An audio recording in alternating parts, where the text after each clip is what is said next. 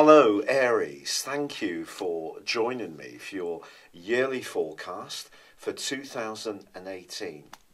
Welcome to the new year, and there is sensational news for you because your ruler Mars is combining with Jupiter, the planet of growth, for the first 10 days of this year, but they're also both angling up brilliantly to Pluto, the planet of transformation.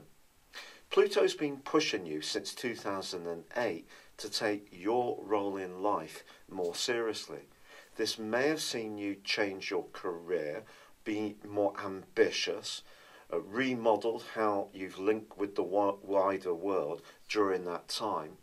But last year was very much about knowledge, relationships, and your need to be an individual, and balancing that need to be an individual with how you fitted with other people, but also how you've grown your awareness. Now this year is going to be much more about ambition. It's going to be much more about solidifying your place in the world in a much more decisive and also powerful way. Now you have a reputation of being a real starter of the Zodiac. You're the person who often takes risks, gets stuck in, and can often act on the back of your initiative, which is a really good quality. But as this year begins, you're also being encouraged to stay in touch with your relationships in terms of your goals and targets, because the Sun is combining brilliantly with Venus. Now when these two get together and very closely conjunct, as this nearly is at the turn of the year, it's said that the energy of Venus can be diminished somewhat. But I think Venus is just saying to you in the sign of Capricorn that you should take yourself seriously, but also take your relationships seriously, whoever they may be. But both are going to be linking brilliantly to Neptune as 2018 dawns. So that's why it's going to be so important to listen to your hunches, as well as have some clear ideas and goals in mind about what you want to achieve. Now Uranus has been in your zodiac sign full time since 2011, but he is going to leave you this year. But the most important thing at the very start of the year is that Uranus ends a 5.5 month backward journey.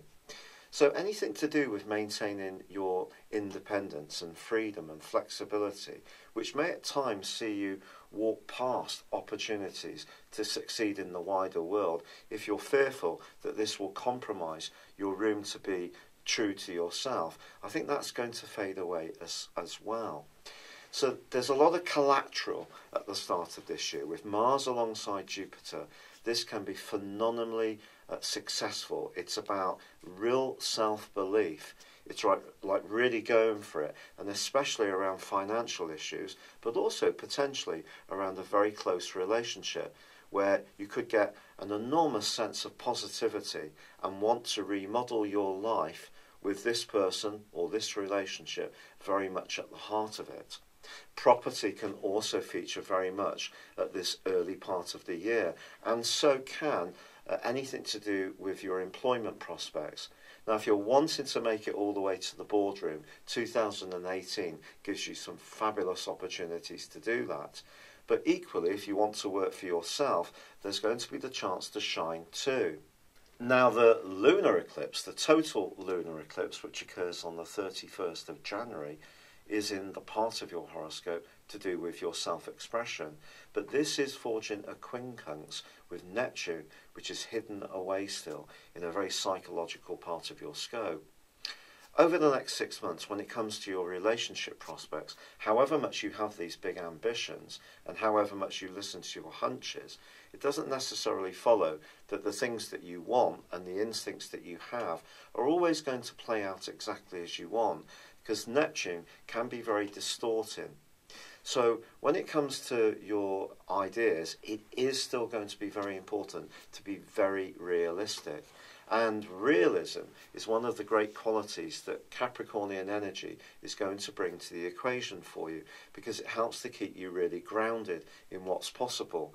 But this particular lunar eclipse does require a little care, particularly with balancing the kind of friendships you want as much as a close personal relationship. Now, there are no solar or total solar eclipse this year, but there is a partial one on the 15th in the sign of Aquarius, the 15th of February. And this gives you a wonderful opportunity to think long term in a bit more of a logical way, to balance the hunches and the goals, the hunches that come from Neptune, the goals that come from the collection of energy at the turn of the year in Capricorn, in a more logical way, to think about how you network and interact with other people. So over the following half year, the fact that Mercury is alongside this partial solar eclipse can really help you to be that much more in tune with your more intellectual side, building links, affiliations and associations in a way which can be very positive for you. Now, from the 27th of March to the 9th of April, your ruler Mars goes alongside Saturn, which of course newly arrived in the sign of Capricorn on the 20th of December last year, and is going to be in your sector of goals and ambitions for the next 2.5 years.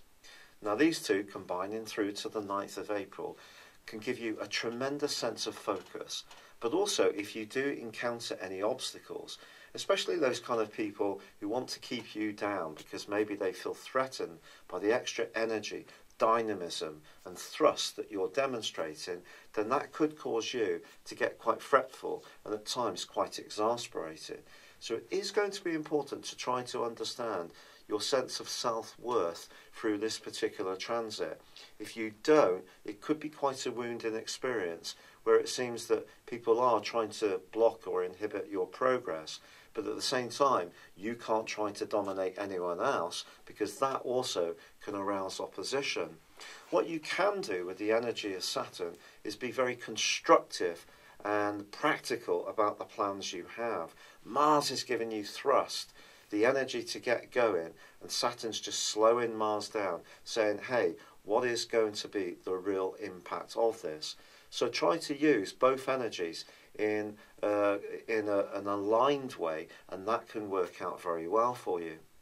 However, in the last 10 days of April, well, now we have a combination between Mars and Pluto in the sign of Capricorn.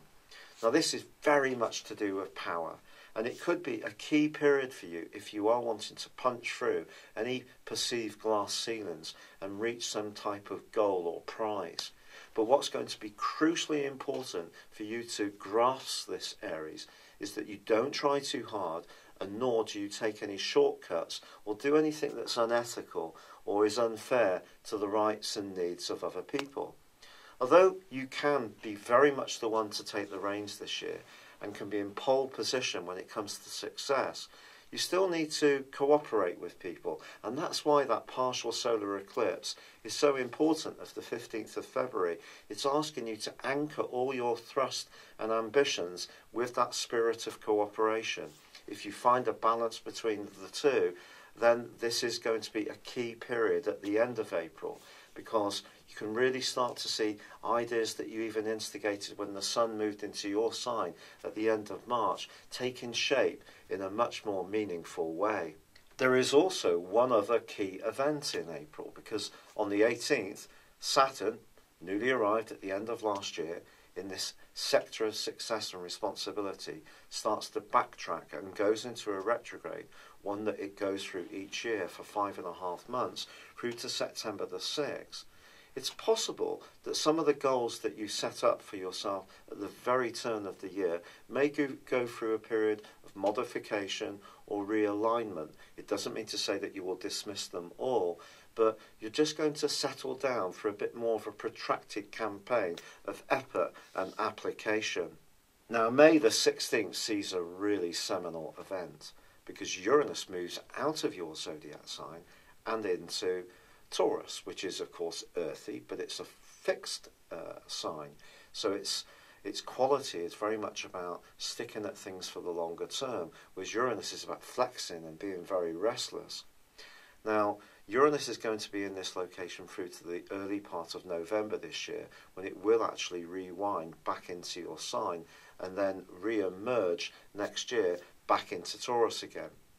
I think what this opportunity gives you, especially through to the retrograde in Taurus, which begins on the 7th of August, is really a chance to use all the independence of thought that you've been applying since Uranus first entered your sign partially in 2010. It gives you a chance to really think about that need for freedom, but also balance it against building up the foundation of your world. There have been times, especially when Uranus was going through a protracted argument with Pluto, when it seemed on one hand you could make a thrust for success, and then your desire to be a total free spirit was counter to what you were going to be able to achieve. I think Saturn moving into Capricorn and Uranus moving into Taurus are very positive changes for you in terms of getting practical, substantial changes to work in your situation. But there will still be times when you may find yourself wanting to splash out money in a bit more of a spontaneous fashion between the start of this transit and also its end in November. So just be conscious of that. Now, on the 27th of July, there is a total lunar eclipse, and this occurs in the sign of Aquarius. But alongside this total lunar eclipse is going to be Mars, your ruler. I think that the following 6 months are going to be really interesting for you, because the 11th house of Aquarius is very much about your future. It's about your friendships. It's about your belief systems, the things, your ideals that you aspire to. But with Mars there, it could make you fiercely independent. And with the sun being in the sign of Leo, which is very much about you expressing your creativity, your flair, your sociability, and anything to do with your romantic hopes and potential, it's kind of saying that there may be part of you that won't want to be too compromising about plans you already have in place if you do meet someone in the second half of this year. Or potentially it could be that you're going to be drawn to someone from your social group in a very dynamic way where you can really spark off each other. But whether it be a long-term relationship or something more combustible is perhaps a different matter. Pleasingly, the planets cooperate marvellously to offset some of the potential for the chaos that lunar eclipse could create, because the partial solar eclipse on the 11th of August forges a really sweet link to Venus in your sector of relating. So I think taken together, and eclipses do work in pairs, I think there's an opportunity here for you to try to find a good balance between your social interactions, your personal interests, and creating intimacy and happiness at the heart of your world. It also points towards perhaps having relationships where you do have a little bit of space to be a free and spirited individual. If that's compromised too much, I think that could be challenging for you. Now, we have by November the move of Jupiter. Now, Jupiter until then has been in a part of your scope which is to do with your resources. And as I said at the outset of this broadcast, its combination with both Mars and also Pluto at the outset of this year could be hugely fortunate for you if you've got a clear plan, and all the thrust and energy you apply to situations could pay off handsomely. But once Jupiter moves in the early part of November into your sister fire sign of Sagittarius, well, he returns home. This is his favourite location. He hasn't been here for 12 years. And the 12 months following this change is going to see lots of travel for you, lots of new experiences, new information, perhaps higher education. You're going to broaden your horizons on an incredible basis. But I think it could be through your work as much as through your personal situation. But do expect to spend the last couple of months of this year feeling that you want to lighten up a little bit after all the responsibilities that the stars have thrust in your direction in the early parts of this year. But it is a year when success can really come for you. You just need to seize the baton and have the self-confidence to really go for it. It's been a real pleasure being with you, Aries. Good luck. and goodbye for now. Thank you for joining me. If you'd like to know more, please visit my website at www.patrickarundell.com or download my free app in iOS, Google or Facebook at www.horoscope-ace.com. Thanks and goodbye.